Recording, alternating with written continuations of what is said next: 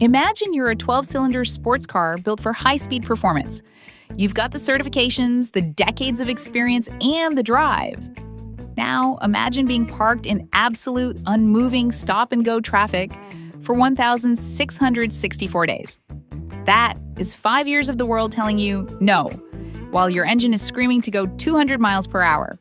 Most people would let their battery die. In today's episode of The Sidebar, we're exploring 4 different blog posts by polymath Jeremy Brunansky. By the end of this discussion, you'll discover how to survive a half-decade professional stall without losing your mind. And possibly, how to cultivate new relationships. Grab your coffee, tea, or wine. It's time for The Sidebar.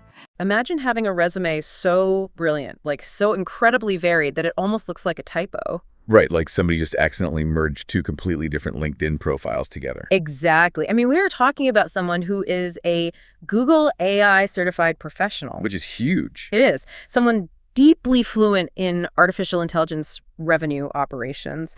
And if you aren't familiar with that, it's this incredibly complex, high-pressure system. Oh, yeah, very high pressure. You're using machine learning algorithms to basically connect a company's sales, marketing, and customer success data just to maximize profit. It's a field that requires an intensely analytical, fiercely logical brain. You really can't fake your way through it. No, you can't. But then, on that exact same resume, you see nearly 40 years of performing arts experience. Which is just wild. A classically trained musician who started playing piano and singing at 5 years old. A deal maker. A director. It is the ultimate paradox, really. You are looking at a human being whose internal engine operates at the highest possible frequency in both the hyperlogical tech world and, the deeply emotional creative world. Right, and here is the hook for you listening right now. Imagine taking that highly tuned 12-cylinder sports car of a human being with all that horsepower and all that drive and parking them in absolute unmoving stop-and-go traffic. Just suck. For 1,664 days. Wow. I mean, that is almost 5 years of severe underemployment, constant rejection, and just professional stalling. It's enough to break anyone. So today, we are tearing into a deeply personal stack of source material to figure out how an engine like that keeps from exploding. We have 4 end-of-year and quarterly blog retrospectives written by this very person, Jeremy Brunansky. Right, and these posts cover a very specific, agonizing window of time from late 2020 through early 2023. Now, we should be clear with you right up front about our mission here. Reading someone's personal blog retrospectives could easily veer into voyeurism. Yeah, like flipping through a stranger's diary. Exactly. But the material we have in front of us is something entirely different. It really functions as a masterclass in psychological resilience. It does. We are going to unpack the narrative of what we are calling his lean years. We want to discover how a person takes an agonizing period of rejection and reframes it not as a punishment, but as a vital, necessary period of what he calls self-sculpting. Self-sculpting, it's such a visceral term, isn't it? It really is. It implies that the person holding the chisel is also the marble. Oh, I like that. And that brings us to the core theme we are tracking today, which is the past is the lesson, the future is the prize. So to really grasp how he navigated this 6-year traffic jam without losing his mind, we need to dive into his reference guide for just a second. Yeah, let's do that. It uses this fascinating term to describe his creative and intellectual core. The brain box. The brain box. The brain box is essentially a relentless cognitive furnace. I mean, this is a person who casually reads the ancient philosophies of Confucius. Then he dissects the free market economics of Milton Friedman, directs independent films, and performs classical vocal music. Just a casual Tuesday. Exactly. He doesn't just consume information. He synthesizes it across vastly different disciplines. But the immediate tension here is that, well, society does not care about your brain box if it isn't generating a W-2. No, it absolutely does not. And that tension explodes in the very first post in our stack, which was published on January 1st, 2021. Right at the start of the year. He looks at this brand new year, and he completely dismantles the traditional American concept of a fresh start. He opens by attacking the Monday mentality, which is a brilliant observation of human psychology, honestly. It really is. We have this deep-seated almost biological craving for the unencumbered clean slate. Oh, totally. We want to believe that the simple act of flipping a calendar page from December to January somehow magically deletes our past habits. Erases our previous disappointment. Exactly, and rewrites our neurochemistry overnight. But he pulls this statistic from an INC article that is, frankly, devastating. He notes that about 60% of people make New Year's resolutions, but only 8% actually succeed. 8%. Only 8%. That means 92% of people who participate in this cultural ritual are essentially just signing a contract to fail. Right. Let's look at the mechanics of why that failure rate is so incredibly high. When people make those resolutions, they are rarely addressing the root cause of their behaviors. Yeah, they're just trying to overlay a shiny new identity on top of an unexamined foundation. Precisely. Brunansky points out that if the vast majority of people fail, then the first of the year isn't a fresh start at all. Not at all. It is just a cultural invitation to fail at something you blindly believe will fix your life. And this leads him to pose a massive foundational question to his readers, which is, how do you actually define failure? Yeah, he tackles the stigma of the American dream head-on. He breaks down what he calls the standard of minimal success in American society. Think about the baseline expectations we all internalize. Right, like the expectation is that you work a steady job, you pay your own bills, you absolutely do not need financial help from the government or your family, and you enjoy your life on your own terms. The unspoken, insidious implication of that standard is that if you do need help, you are inherently doing something morally wrong. Yes. The American mythos is built on this very linear equation. Hard work always, inevitably, equals success. Therefore, if you're not successful, you must not be working hard. Which is such a suffocating burden to carry when the macroeconomic environment simply isn't cooperating. It crushes people. And what I love is that Brunansky does not hide behind some highly curated Instagram filter version of his life. Not all. He gets incredibly vulnerable in this post. He puts his reality right out there on the internet. He really does. He admits that he was fired from his job almost 4 years prior to writing this 2021 retrospective. He has been unemployed or severely underemployed ever since. He is borrowing money from his parents just to survive. He is single. He has poured years of his life into a massive creative project that hasn't paid him a single dime. So by every single metric of that standard American baseline of minimal success, society would look at him and label him a total, unequivocal failure. He even acknowledges that. He writes, quote, "Yeah, you might continue to see my life as a failure." But then he does something really interesting. Yeah, he deploys this cognitive reframing technique using a quote from Thomas Edison. The quote is, "I have not failed. I've just found 10,000 ways that won't work." Yeah, we need to separate that quote from the motivational poster context where it usually lives. Please, yes. Let's rescue it from the dentist's waiting room. Exactly. For Brunansky, this isn't a platitude. It is a vital survival tactic. He takes his societal and financial failures and holds them up against his actual tangible output for the year 2020. Right. During a global pandemic, while completely unemployed and borrowing money, what did he actually do? He managed to write an entire book. He produced and directed 3 short films. He transformed his physical health and got into incredible shape.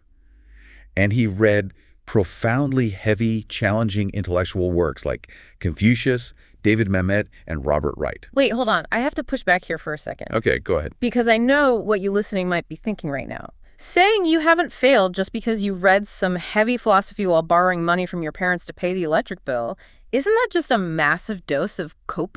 Copium, right. Aren't we just, moving the goalposts so we don't have to feel the sting of society calling us losers? Like, is this redefinition of failure just a psychological defense mechanism? Well, it looks like moving the goalpost if you believe the only valid game in town is the financial one. Okay, that's fair.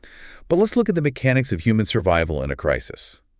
This is an evolutionary trait for creatives and professionals dealing with prolonged trauma. Think of a person's worth as a corporate balance sheet. A balance sheet. Okay, I'm with you. Society only ever audits the financial column. If the financial column is bleeding red, society declares you bankrupt. You are worthless.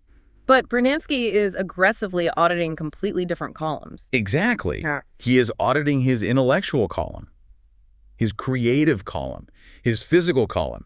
He looks at his ledger and says, wait a minute, I wrote a book. I made 3 films. I've fundamentally changed my physical composition. My intellectual and creative balance sheets are showing record profits. That's such a good way to put it. If you allow a rigid, externally defined metric of success like your W-2 income to completely dictate your self-worth, a 6-year gap of unemployment will absolutely destroy you. Oh, it'll eat you alive. The psychological friction will grind you into dust. You will stop functioning entirely. So the redefinition is not just a comforting lie. No. It is the armor he needs to keep the brain box functioning. Yes, armor is the perfect word. He refuses to let a broken macroeconomic environment dictate his microvalue. He willed himself into believing he was successful despite the lack of a paycheck. And that cognitive framing allowed him to survive 2020 while producing at a remarkably high level. But, and this is a huge but, that level of output comes with a hidden cost. Right. Which becomes agonizingly clear as we move forward in the timeline. Because the momentum crashes hard. Yeah, it gets a wall. We transitioned into his retrospective for 2021, which was written on Christmas Day of that year, and the 12-cylinder sports car engine suddenly, violently idles. He completely stops producing. He turns entirely inward. The contrast is just jarring. In a December 2021 post, he makes a stunning admission. After years of relentless writing, filmmaking, and photography, he states that 2021 was the least creative year in recent memory. That's wild. He didn't complete a single film. He didn't finish a piece of music or a book. He didn't perform. The output machine simply ground to a halt. Knowing his background, knowing that he has been performing since he was 5 years old, reading that feels like witnessing a crisis. It feels like, well, like the Depression finally won. It was so easy to misinterpret silence as defeat. Right. But there is a biological and psychological necessity to this pause. We can look at this through the mechanism of agricultural rotation. Have you ever heard of a fallow field? A fallow field, yeah, like when they don't plan anything for a season. Exactly. A fallow field is a piece of land that a farmer intentionally leaves unplanted, sometimes for a season, sometimes for multiple seasons. To the untrained eye, the field looks barren. It looks neglected, maybe even dead. Just dirt. Right, just dirt. But beneath the surface, on a microscopic level, the soil is actively regenerating. It is pulling nitrogen back in. It is rebuilding the vital nutrients that were severely depleted by years of aggressive, continuous harvesting. Ah, I see. So producing 3 films and a book in 2020 while dealing with the insane stress of unemployment that was the aggressive harvest. Yes. He stripped his own cognitive topsoil bare. He extracted every ounce of creative nutrient he had. And 2021 was the intentional, desperately needed fallow period. That makes so much sense. Anyone working in a demanding, intellectually rigorous field has to recognize the subtle signals that their mind sends when it needs to stop creating and start absorbing. Because if you ignore those signals and keep planting seeds in depleted soil, your crops will eventually fail. The quality of your work will just disintegrate. Exactly. Brunansky hit that invisible wall. And rather than forcing out mediocre work just to maintain the illusion of productivity, he threw the switch. He changed his entire internal system from export to import. And the volume of what he imported is staggering. It's not like he just reads a few beach novels to relax. Well, not at all. He begins learning 2 entirely different foreign languages simultaneously. And then he decides, completely out of nowhere, to learn the language of sailing. The nautical terminology, the mechanics of wind and rigging. Right. And he dives into an incredibly dense, eclectic reading list. I mean, he is reading the sharp societal critiques of Oscar Wilde, the dense political theory of Henry Kissinger, the ancient virtue ethics of Aristotle. It's all over the place. He reads Stephen King, Norman Lear, and then, completely out of left field, he reads a bizarre graphic novel about a serial killer who is in love with a plastic doll. Which perfectly illustrates the mechanics of the brain box. How so? Well, he is not curating this reading list so he can sound smart at a dinner party. He is aggressively feeding a starved intellect. You ask, why put Henry Kissinger and a serial killer graphic novel on the same shelf? Yeah, why? Because the brain requires drastically contrasting inputs to rebuild neuroplasticity. He is flooding his system with completely different flavors of human experience. Philosophy, pulp fiction, political theory, dark comedy. He is actively tilling the soil of his mind. It is like breathing. You cannot exhale forever. From the moment he was fired in 2017, through the scrambling, the hustling, the making of the short films and the book in 2020, that was one long, desperate, multi-year creative exhale. He was pushing every piece of himself out into the world. Until he had no breath left. Exactly. And 2021 was the massive physiological deep inhale. He had to breathe in the languages, the books, the foreign concepts, just to oxygenate his brain again. It was a survival inhale. Because while his internal world was undergoing this rich, highly controlled regeneration, his external professional reality was descending into absolute, absurd chaos. No, it really was. He notes the stark, almost mocking contrast between the macroeconomic news and his micro-reality. The news is reporting a booming, incredibly hot job market in Phoenix, Arizona.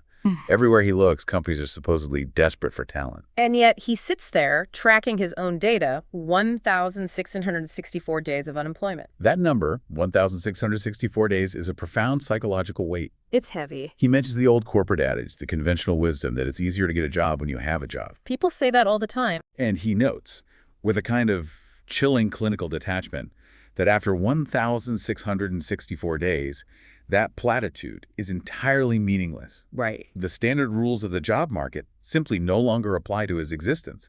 He has fallen through a statistical trapdoor. And when he finally does manage to grab onto a rung of the employment ladder, the jobs are almost comical in their brevity and their weirdness. They really are bizarre. Early in 2021, he takes a short-term contract managing 3 tax retail stores. And he describes it with this impartial journalistic eye. Yeah, he's just observing. He is supposed to be trying to manage professionals licensed to do complex taxes, but his actual daily reality is managing heavy COVID protocols. Oh, wow. He is dealing with masks, installing plexiglass dividers, measuring out floor stickers, policing hand sanitizer stations. Just endless red tape. And coordinating specialty cleaning teams every time there is a contamination incident. Think about that. He is an AI revenue ops specialist and a classically trained artist, and he is spending his days measuring the distance between floor decals. It's insane, and it gets even more surreal. From July to September of that year, he gets hired by a banking fraud department. You would think, okay, finally, a corporate structure, a real job. Right. But the hiring process is a complete disaster. They randomly move up his start date. The recruiter who hired him abruptly quits. Red flags everywhere. He goes through basic training, then advanced training, then cross-training for different departments. But here's the mechanism of the absurdity. For 4 entire months, the bank's IT department never grants him full system access. Consider the psychological friction of that situation. I can't even imagine. He is sitting at a desk, logging in every morning, perfectly capable of doing complex analytical work, but he is locked out of the very software required to do the job. Just locked out. He spends 120 days essentially just staring at virtual training modules, unable to contribute, unable to prove his worth. He is a ghost in the machine. And the punchline, once they finally, after 4 months, start the process of getting him actual system access, they let him go. They fired him. They fire him from a job he was never actually allowed to do. It's pure bureaucratic purgatory. Completely. When a human being is subjected to that level of professional nonsensicality, when you sit in a fraud department for 4 months without a login, when cause and effect completely break down in your daily life, the mind desperately seeks out an arena where cause and effect still exist. You have to find something, anything, that you can actually control, or you will lose your grip on reality. Absolutely. And that search for control pushes him away from the corporate world entirely and straight into his own biology. Yes. As we look at the overlap between late 2021 and into 2022, his physical life becomes a masterclass in extreme discipline. He focuses all of his energy on his physical vessel. We are looking at a man nearing 40 years old, right? A time when most people accept a natural physical decline. And he decides to hit his absolute peak physical condition. The metrics he records in his blog are not just casual fitness goals. They are extreme. Yeah, he notes hitting a bench press of 260 pounds, and he makes it clear that wasn't a 1-rep maximum just to show off. No. That was for a rep set. He was moving that weight repeatedly. And then he casually mentions squatting over 500 pounds. 500 pounds. That is more than double his own body weight. Let's break down the physics and the biology of a 500-pound squat, because it is crucial to understanding his mental state. Okay. Moving a quarter of a ton of iron requires absolute neurological perfection.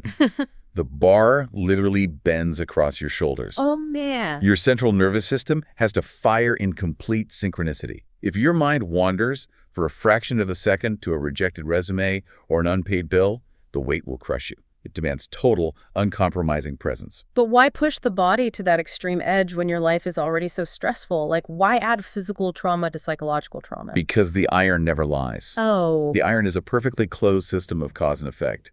In the macro world, Brunansky applies for a job, goes through 4 interviews, does everything perfectly, and the hiring algorithm still rejects him for no logical reason. In the corporate world, effort does not equal reward.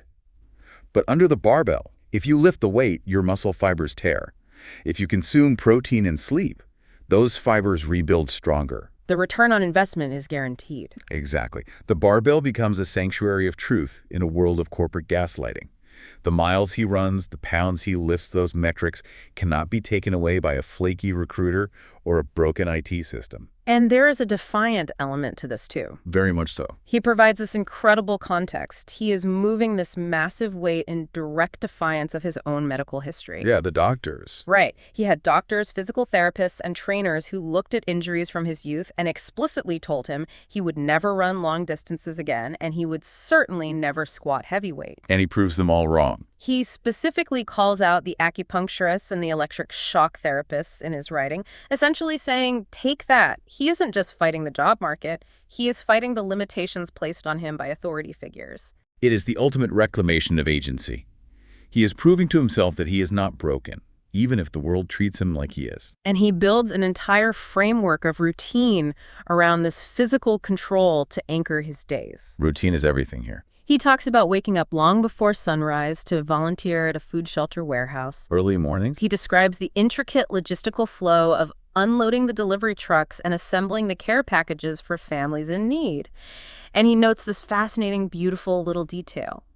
The volunteer slots for this grueling 4-point-of-view AM warehouse shift were being booked solid weeks in advance. In the midst of his profound isolation from the traditional workforce, he taps into this hidden underground community. Yeah. Hundreds of people choosing to wake up in the pitch dark to do heavy, unpaid labor for strangers. It's a powerful counter-narrative to the selfish, chaotic world he was experiencing in his odd jobs. He also anchors himself in sobriety. He notes hitting 4 years stone-cold sober by late 2021. That takes immense control. And he writes very deeply about his bond with his dog, Ray. There is this poignant, almost funny moment he describes in 2022. He decides to take Ray to a local dog park for the first time. Oh, I love this part. And Ray just doesn't get it. She is sitting right next to him, completely still, looking out at the other dogs who are running around, barking, causing absolute chaos without their humans. And Ray is just bewildered by the lack of structure. It is an incredible mirror of his own internal state. Completely. The dog is looking at the unbridled, chaotic behavior of the dog park with the exact same confusion and exhaustion that Brunansky uses to look at the chaotic, nonsensical behavior of the job market. Yeah, they both just want a structured, logical environment where the rules make sense. Yes. Think about your own life for a second if you're listening right now. When your grand narrative stalls out, when the promotion you were promised evaporates, or the relationship suddenly ends, or the business you built goes under, what is your default reaction? Most people retreat. Right. Do you let your daily habits rot? Do you sleep in, eat poorly, and let the chaos win? Or do you polish the habits? Brunansky essentially looked at his situation and decided, if I am forced to sit in the waiting room of life, I am going to do push-ups while I wait. Polishing the habits is the only defense mechanism against despair. It ensures that when the receptionist finally calls your name, you're actually ready to stand up and walk through the door. But waiting requires time. It does. And as we move into the end of 2022, we see something develop that is almost scarier than the initial shock of getting fired. We see the bizarre mundanity of the struggle becoming normal. That is the danger of prolonged crisis. 6 years in, the sharp adrenaline of the initial trauma is long gone. The fight-or-flight response is burned out. Yeah, you're just tired. What replaces it is this steady, low-grade, suffocating hum of existing in a state of indefinite suspension. You get used to the waiting room. He details his work life in 2022, and it is just a patchwork of survival. He takes on 3 completely new, totally random fields of work in a single year. 3 of them. He does some consulting for a Swiss company. He works a shift at a grocery store. He does a stint for a private security company. He's just piecing together a livelihood hour by hour. Just grinded it out. But he's also trying to maintain some tether to the social world. He mentions going on his first date in literal years, which he knows went well, and he maintains an ongoing correspondence with a European pen pal. He is throwing out these tiny grappling hooks to the outside world, trying to stay connected to humanity. But a vast majority of his existence is still deeply, profoundly internalized. Very internalized. And nothing illustrates the sheer scale of that internal life, quite like his Spotify statistics for the year 2022. We have to unpack these stats because they are staggering. They really are. In 1 year, he listened to 152,296 minutes of music. That number is just insane. Yeah. He cycled through over 10,615 individual songs across 200 different musical genres. Let's do the math on that for a second. Please. 152,000 minutes is roughly 2,500 hours. Wow. That is over 100 entire days of continuous nonstop music.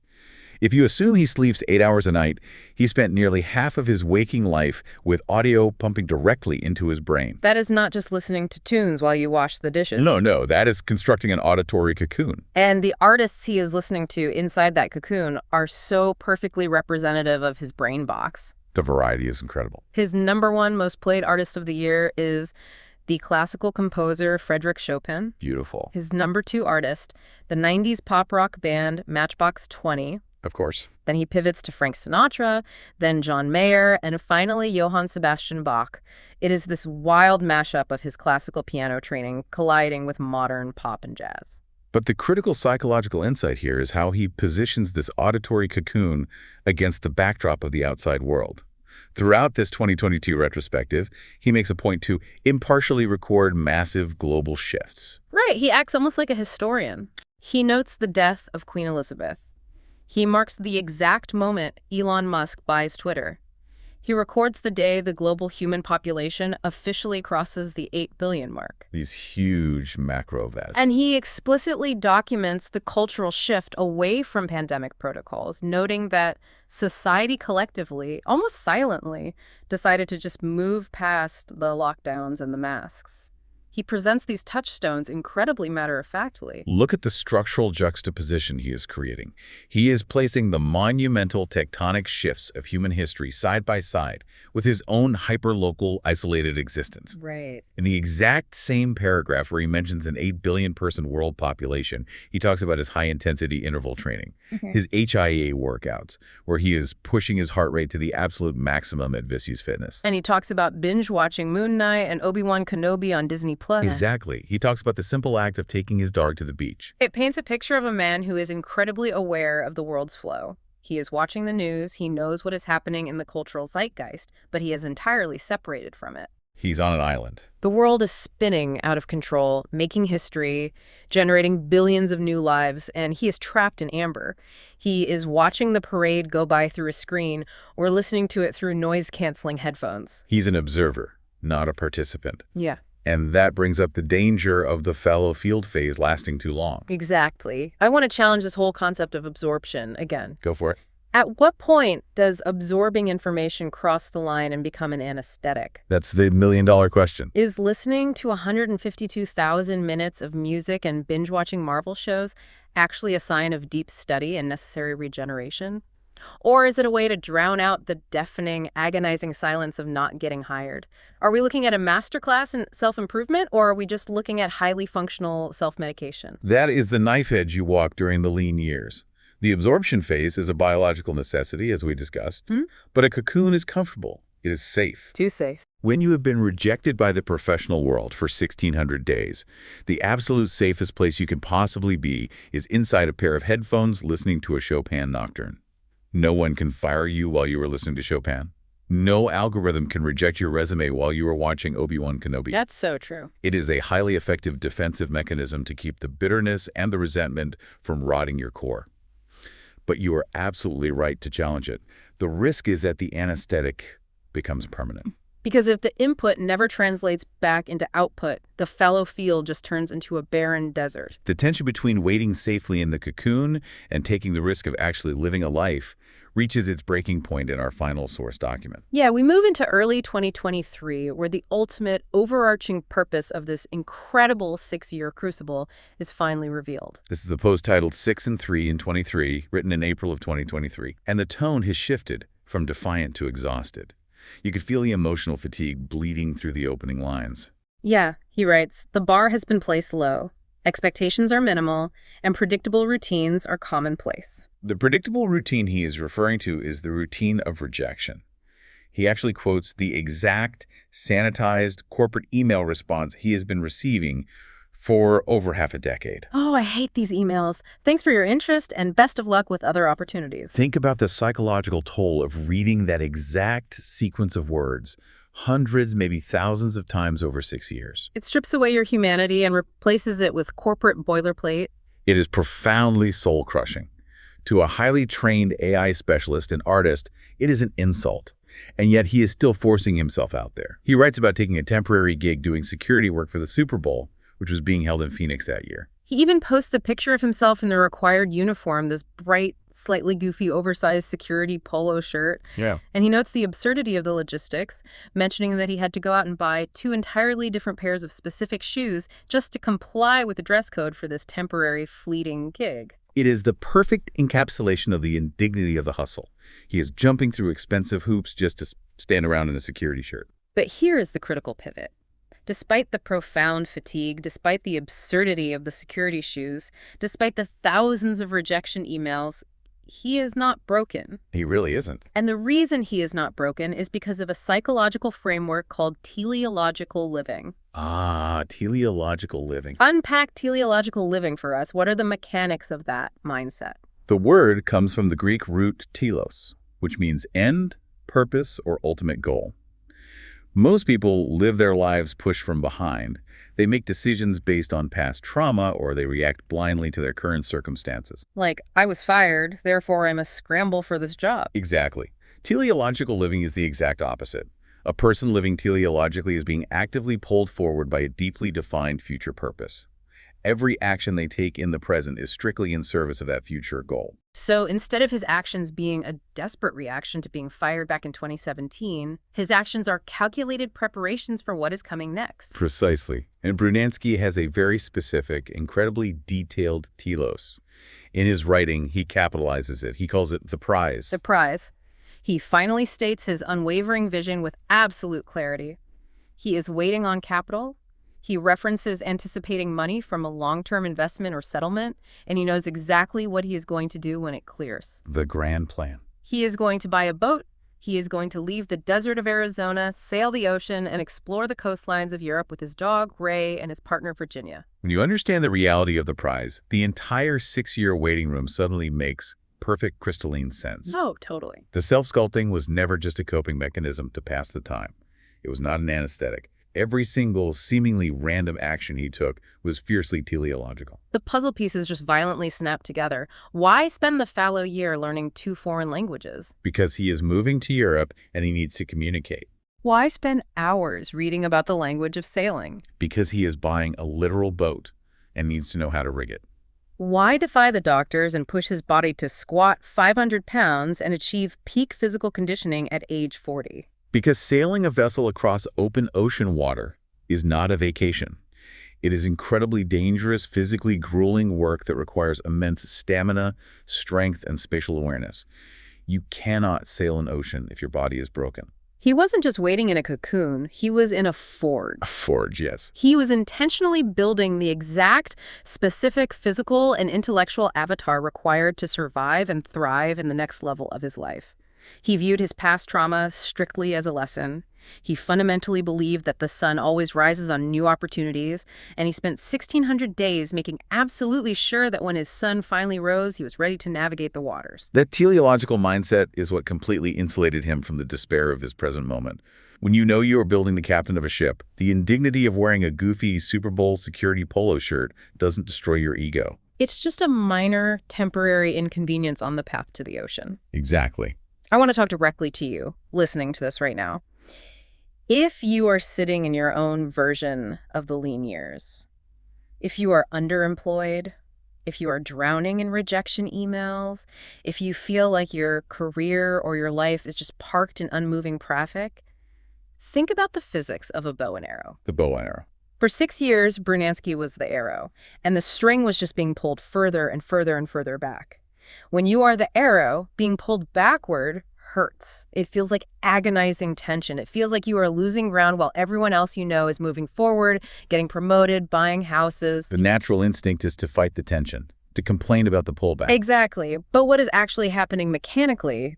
The pullback is generating potential energy. The further back you are pulled, the more kinetic force you are accumulating. That's the physics of it. The question you have to ask yourself in the waiting room is, what are you doing with the tension? Are you just complaining that the string hurts, or are you using that time to sharpen the arrowhead? Oh, I love that. Brunansky sharpened the arrowhead. He learned the languages. He lifted the iron. He read the heavy philosophy. He built the neuroplasticity. He audited his intellectual balance sheet so that when the universe finally releases the string, he isn't just going to fly. He is going to strike his target with more force and speed than he ever could have if he hadn't been pulled back in the first place. That is the profound takeaway from these source documents.